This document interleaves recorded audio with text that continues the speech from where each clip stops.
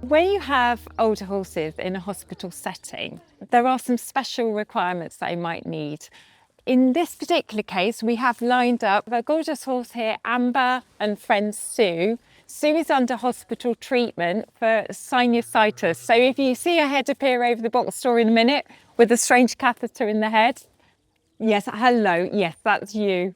So Sue's under treatment for sinusitis, so she's going to be in for quite a long time while we're dealing with dental issues and also getting the sinus flush clear. So because she's going to be in a box for a long time and being an older horse, she's very likely to stiffen up. She's got underlying issues with osteoarthritis, as has her friend Amber.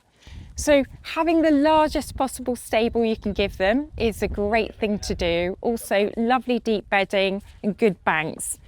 Older horses can take longer to stand up after they've laid down, and obviously for a good night's sleep it's super if they can lie down in lateral recumbency for at least part of the night. And when they stand, they may take several attempts at standing up, so need to be able to roll backwards and forwards. So having that extra space is super.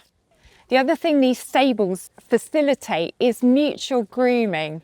So when horses are on box rest for a long time, it's absolutely wonderful if they can not only see other horses, but also touch those other horses, obviously assuming they get on.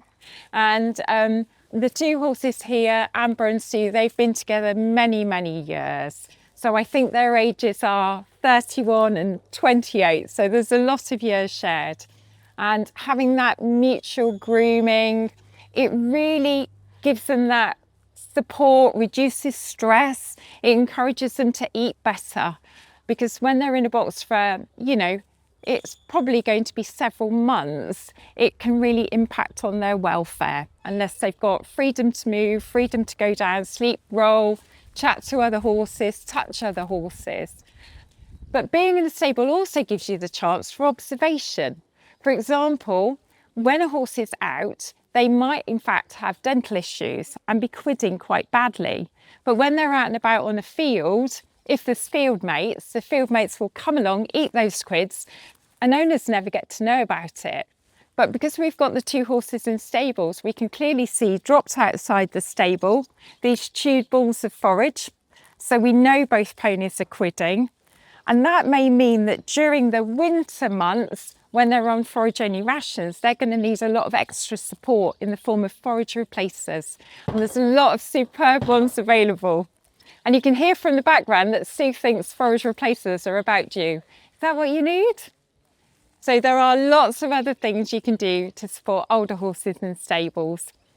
If they haven't got a lameness or laminitis, and you haven't got a larger stable, something as simple as once or twice a day, taking them for a lovely hand walk, little bit of hand grazing, so they can meet and greet other horses. That's a lovely thing to do to make their day more interesting. So yeah, hopefully there's a few ideas for you.